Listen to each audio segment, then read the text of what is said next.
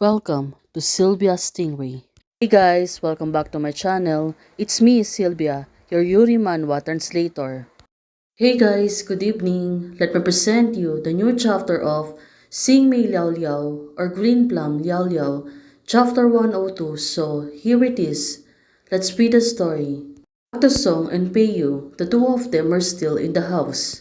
Song becomes sweet to her. Since it was Peiyu's birthday, right now, she is closer to her. Moreover, Feiyu, she really noticed that Song is being sweet to her. Well, today is special day. That's why right now, Song prepares something for her. How long have you been preparing? I can tell you this. I have let you to remember how good I am. Song said to her, it's like she's tricking her now. Well, until now, Song, I don't want to leave her side. I will remember your kindness throughout my life. Peiyu said to her, oh, this is really sweet. Tonight, this is really special for them, especially Song. Right now, Song said, by the way, here's the tablet. Leave it alone. I'm busy. I'm going to work in the morning. I'm busy after get off work. Haven't have time to open it yet. Oh, right now, Peiyu seems to be busy. But right, of course, Song right now. She was always insisting her plan. That's why she want to give the tablet to Feiyu to see what's inside. There won't be any surprises, right? Feiyu said to her. Well, Feiyu, it seems that she was really expecting something. Right now, Song said to her, maybe, looking at her, seems to be plotting something against Peiyu. And right now, look at her, she seems to be happy. Well, she's teasing Peiyu for this time. After a few moments, Song said, open it yourself. The fast word is your birthday. Oh, since the tablet is a gift, of course, everything's all about Peiyu. Right now, Song is giving her. Well, what's inside? Turns out, the photos of the two of them. When they are on the party, she's going to unlock the screen. You can see that two of them is looking. Well, Song is tricky. Maybe she really asked someone to take a picture of them. Well, at this moment, of course, Peiyu, she must be really surprised. Hey, look at the photo album. Oh, right now.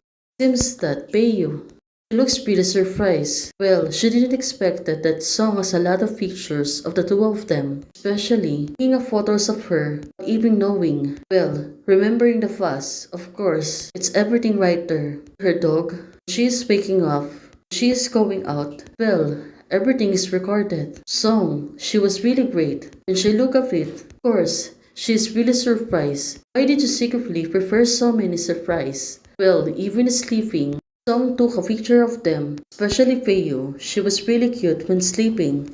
Oh, right now, Song, she moved closer to Feiyu. Don't cry at first, then don't look at Fak. Oh, Song, she really know how to coax people right now. That's why she was acting strange. But of course, even though she does this, she also have a letter. Here are you. When you read this letter, I will already be on my way to the airport. Well, it turns out it was really a kidding. Right now, Song, she was really laughing at her. You will definitely want to cry when you see the birthday surprise I have prepared, so I will give you a break first. Then, what I really want to say, we have known each other since we were students and we miss each other for 10 years to track the fate. Oh, it turns out it was really long message for her. If possible, I hope you don't have to work so hard. We can live in a happy family and grow up healthy, happy and worry-free. Oh, did I dreaming that they have a baby? Well, it was really a good idea. Right now, don't worry that you won't be able to meet me because I will definitely find you among the crowd of thousands of times and love you unswervingly. To really love you. I wish you happiness, not just today. Right now, Song said to her, I love you forever. Oh, it turns out it was really a good picture and a little movie to be able to convey her real feelings towards Peiyu. And Song, she was really sweet girl.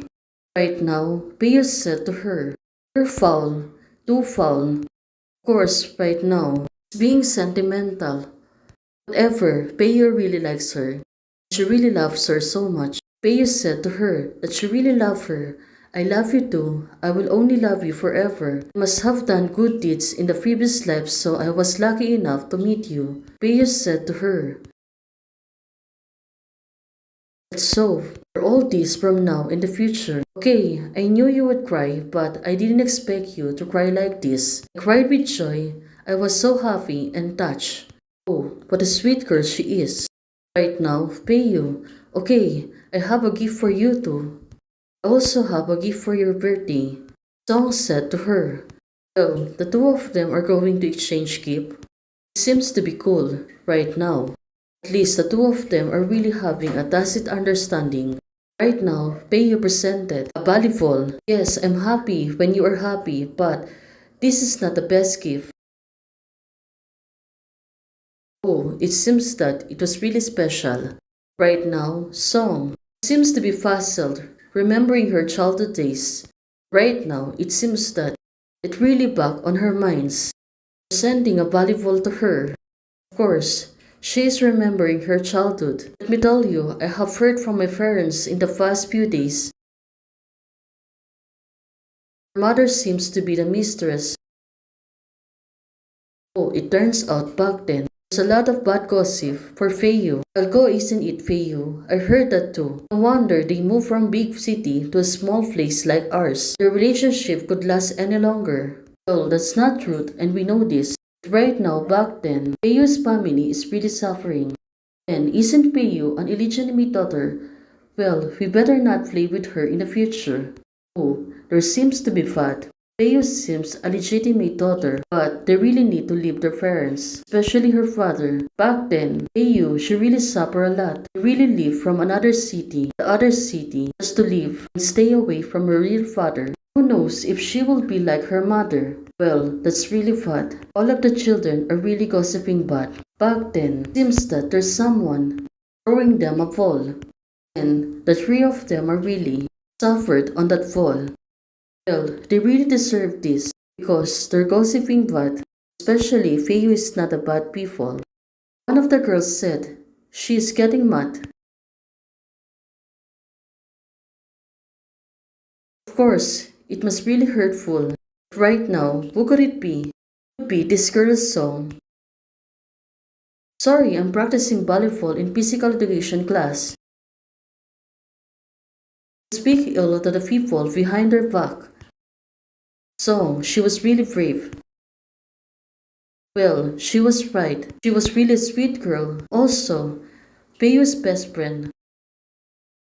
Have been trained by masters in volleyball and specialize in playing against villains. Oh, she was right. Well, Peiyu, she has an heroine named Song, always there to protect her and also keep her safe. Hey guys, thanks for watching. If you liked the video, please don't forget to like, share, and subscribe. Hey guys, membership is already open. For those who want to support this channel, you can join by clicking the join membership button or you can support me directly via Ko-Fi. Thank you, bye!